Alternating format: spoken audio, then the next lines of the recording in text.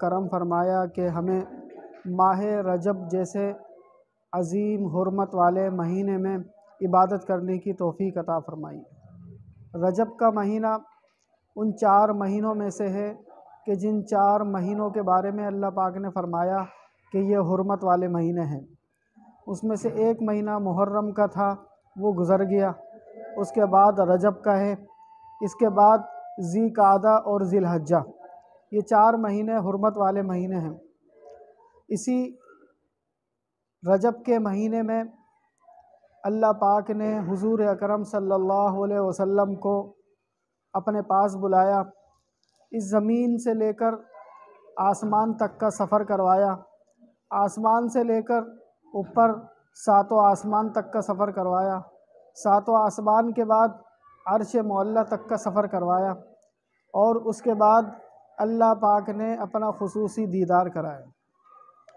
یہی رجب کا مہینہ تھا آج سے 1450 سال پہلے، جب آپ صلی اللہ علیہ وسلم اس دنیا میں موجود تھے۔ آپ صلی اللہ علیہ وسلم اپنے گھر کے اندر موجود تھے۔ کہاں؟ کعبہ مکۃ المکرمہ یعنی مسجد حرام۔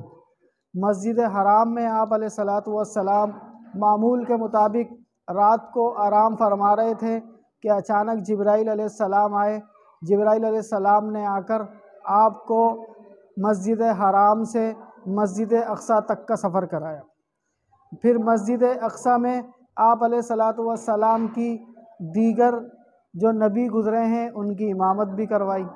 پھر وہاں سے اگلا سفر شروع ہوا، مسجد اقصیٰ سے ڈائریکٹ آسمانوں پر گئے۔ پھر آسمانوں پر اللہ پاک نے خصوصی انعام دیا، خصوصی فضل فرمایا کہ ایک ایسا درجہ عطا فرمایا جو آج سے پہلے کسی نبی کو نہیں ملا۔ اس کے بعد جنت بھی دکھائی، جہنم بھی دکھائی، اور آخر میں جاتے ہوئے آپ علیہ الصلاۃ والسلام کو ایک تحفہ عطا فرمایا، اور وہ تحفہ نماز کی شکل میں دیا۔ تو یہ رجب کا مہینہ اس عظیم الشان واقعے کا مہینہ ہے جس کو شب معراج کہتے ہیں، جس کو شب معراج کہتے ہیں۔ شب معراج کا تذکرہ اللہ پاک نے قرآن کریم میں بھی کیا۔ ایک جگہ ارشاد فرمایا، سبحان الذی اسریٰ بعبدہ لیلا من المسجد الحرام الی المسجد الاقصیٰ، کہ پاک ہے وہ اللہ کہ جو اپنے بندے سے مراد حضور اکرم صلی اللہ علیہ وسلم، جو اپنے بندے حضور اکرم صلی اللہ علیہ وسلم کو مسجد حرام سے مسجد اقصیٰ تک لے گیا۔ مسجد حرام سے مسجد اقصیٰ تک کے سفر کو اسراء کہتے ہیں۔ مسجد حرام سے مسجد اقصیٰ تک کے سفر کو اسراء کہتے ہیں، جس کے بارے میں فرمایا سبحان الذی اسریٰ، یہ وہی اسراء ہے۔ سبحان الذی اسریٰ بعبدہ لیلا من المسجد الحرام الی المسجد الاقصیٰ۔ قرآن کی آیت میں صاف طور پر مسجد حرام کا ذکر آ رہا ہے، الی المسجد الحرام، مسجد حرام کا ذکر آ رہا ہے، اور صاف طور پر مسجد اقصیٰ کا ذکر بھی آ رہا ہے۔ دوبارہ قرآن کی آیت کو سنیں، سبحان الذی اسریٰ بعبدہ لیلا من المسجد الحرام الی المسجد الاقصیٰ۔ تو اللہ پاک قرآن کریم میں مسجد حرام کا نام بھی بتا رہے ہیں اور مسجد اقصیٰ کا نام بھی بتا رہے ہیں، یعنی مسجد حرام سے مسجد اقصیٰ پر لے گئے، اچانک لے گئے، ایک دم لے گئے۔ اس وقت 1450 سال پہلے جب آپ علیہ الصلاۃ والسلام نے واپس آ کر دنیا میں انسانوں کو بتایا کہ اس طرح میرے ساتھ واقعہ پیش آیا، تو اس وقت کے بعض لوگوں نے اعتراض کیا، یہ کیسے ہو سکتا ہے کہ اچانک آپ اس طرح اتنی تیزی سے مسجد اقصیٰ چلے جائیں؟ تو اگر وہ آج زندہ ہوتے تو آج کی ٹیکنالوجی کو دیکھ کر ان کو یقین آ جاتا کہ جب انسان اپنے ہاتھ سے ایک ایسی ٹیکنالوجی بنا سکتا ہے کہ 1 سیکنڈ کے اندر کئی میل کا سفر جہاز کے ذریعے طے کر سکتا ہے، 1 سیکنڈ کے اندر کئی میل کا سفر سیاروں کے ذریعے طے کر سکتا ہے۔ آج دنیا کے اندر ایسے سیارے موجود ہیں کہ جو اتنی تیزی سے مسافت کرتے ہیں کہ 1 سیکنڈ میں کہیں سے کہیں نکل جاتے ہیں۔ یہ تو انسانوں نے بنائے ہیں۔ یہ تو انسانوں نے بنائے ہیں۔ وہ اللہ جو کہ ساری کائنات کا خالق ہے، وہ اللہ جو ساری کائنات کو بنانے والا ہے، سوچیں اس کے پاس کیسی طاقت ہوگی۔ تو آپ علیہ الصلوۃ والسلام ایک ہی رات میں مسجد حرام سے مسجد اقصی تک چلے گئے۔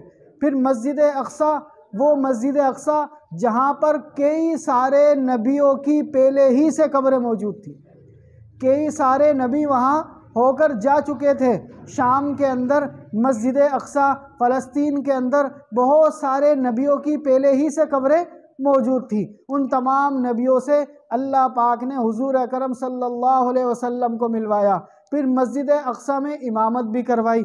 پھر مسجد اقصی سے اگلا سفر شروع ہوا جس کو بولتے ہیں معراج۔ کیا بولتے ہیں؟ معراج۔ مسجد حرام سے مسجد اقصی تک کے سفر کو کیا کہتے ہیں؟ اسراء۔ اسراء۔ مسجد اقصی سے آسمان تک کے سفر کو کیا کہتے ہیں؟ معراج۔ تو وہاں سے شب معراج شروع ہوئی۔ مسجد اقصی سے اللہ پاک نے حضور اکرم صلی اللہ علیہ وسلم کو اپنے پاس بلایا، اس کا ذکر بھی قرآن میں کر دیا۔ فرمایا وَالنَّجْمِ إِذَا هَوَىٰ مَا ضَلَّ صَاحِبُكُمْ وَمَا غَوَىٰ وَمَا يَنطِقُ عَنِ الْهَوَىٰ إِنْ هُوَ إِلَّا وَحْيٌ يُوحَىٰ عَلَّمَهُ شَدِيدُ الْقُوَىٰ ذُو مِرَّةٍ فَاسْتَوَىٰ۔ اللہ پاک نے سورہ نجم کے اندر اس شب معراج کا تذکرہ فرما دیا۔ کیا کہہ رہے ہیں؟ وَالنَّجْمِ إِذَا هَوَىٰ، قسم ہے ستارے کی جب وہ غروب ہو جائے۔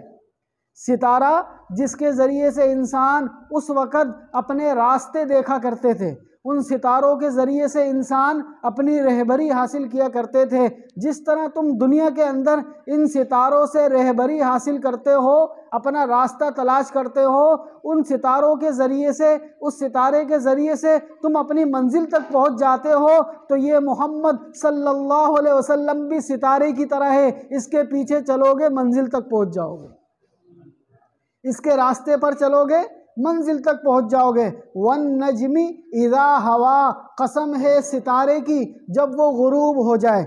مَا ضَلَّ صَاحِبُكُمْ وَمَا غَوَىٰ، یہ جو تمہارا ساتھی محمد صلی اللہ علیہ وسلم ہے، یہ کوئی اپنی طرف سے کوئی بات نہیں کہہ رہا۔ وَمَا يَنطِقُ عَنِ الْهَوَىٰ، یہ تو وہی بات کہتا ہے جو اس کی طرف وحی کی جاتی ہے۔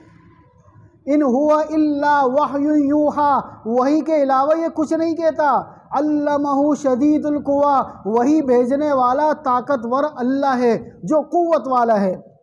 اور وحی کس کے ذریعے سے بھیجی؟ جبرائیل علیہ السلام کے ذریعے سے۔ جبرائیل علیہ السلام کون ہیں؟ وہ فرشتوں کے بھی سردار ہیں، اتنے طاقتور ہیں، اتنے طاقتور ہیں کہ ایک سیکنڈ میں دنیا سے فوراً آسمان پہ چلے جاتے ہیں، آسمان سے زمین پہ آ جاتے ہیں، اتنے طاقتور ہیں۔ اگر اپنی اصلی شکل میں آ جائیں تو کوئی دیکھ بھی نہ پائے، اگر اپنی اصلی شکل میں آ جائیں اور ایک پر پھیلائیں تو مشرق ڈھک جائے، دوسرا پر پھیلائیں تو مغرب ڈھک جائے، اتنے بڑے ہیں، اتنے طاقتور ہیں، اتنے طاقتور فرشتے کے ذریعے سے وحی آتی ہے۔ تو پتہ چلا اللہ پاک جو وحی فرشتے حضرت جبرائیل علیہ السلام کے ذریعے سے بھیجتے ہیں، اس میں بھی کوئی بدل نہیں سکتا، وہ بھی بڑا طاقتور فرشتہ لے کر آتا ہے، اس کے اندر بھی شیطان کا عمل دخل ہو نہیں سکتا، کیونکہ بڑا ہی طاقتور فرشتہ لے کر آتا ہے۔ تو اللہ پاک نے شب معراج اسی رجب کے مہینے میں کروائی۔